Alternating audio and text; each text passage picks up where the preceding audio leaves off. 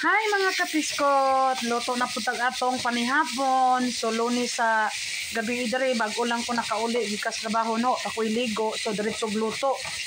Kay atong i-maintain ang atong diet. So ang atong menu for today ay gulay no. So itong gisagol nako, dagulan ako gamay nga pastil nga turkey. Kay request ni Apam no, butangan og turkey. So ito ang ating gulay, puts. Yan, Chinese pad thai. Yan. Yan mga kapiskot no. Oh. Yan.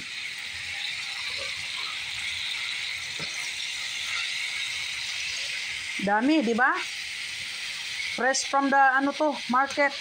Ipalit na ko. Kay kinahanglan nato mga kapiskot og nga inganing gulay no, gulay ta, more gulay kaysa kanon, kaysa rice ba. Dali lang kinabuhi ani mga kabiskot no, kani siyang gulay dali lang kinabuhi no, dali ra kaayo.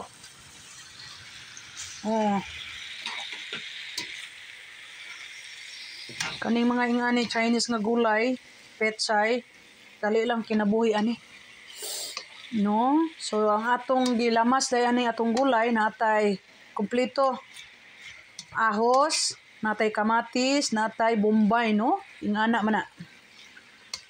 Kani bisag wala ni sagol nga karne, okay na kay ni pure gulay ra.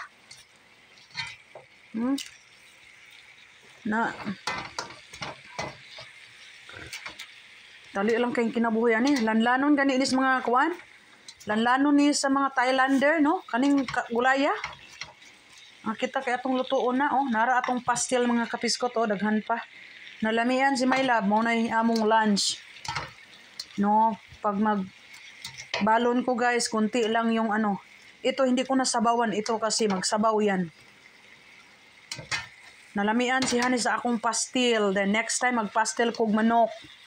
Kay naami buo nga manok diri Oo, magpastel ko. Pwede po ko magpastel og pork. Kay more meat og more gulay na kami. Yan guys, lami na ni siya guys. Muna yung sabaw, di na nato nasabawan.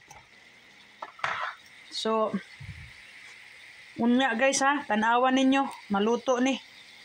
Oo. Tanawa ang finished product Kani siya half cook rin pwede na ni. Half cook. Wala pa na nako na siya timplahe no. Wala pa asin, wala pa nor cubes. Chicken cubes, chicken na tong butang chicken. So unya mga kapiskot.